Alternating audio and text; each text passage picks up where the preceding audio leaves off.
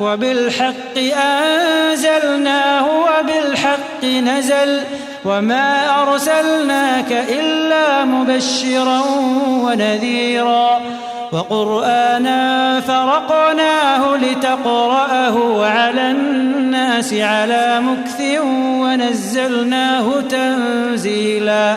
قل آمنوا به أو لا تؤمنوا إن الذين أوتوا العلم من قبله إذا يتلى عليهم يخرون للأذقان سجدا ويقولون سبحان ربنا إن كان وعد ربنا لمفعولا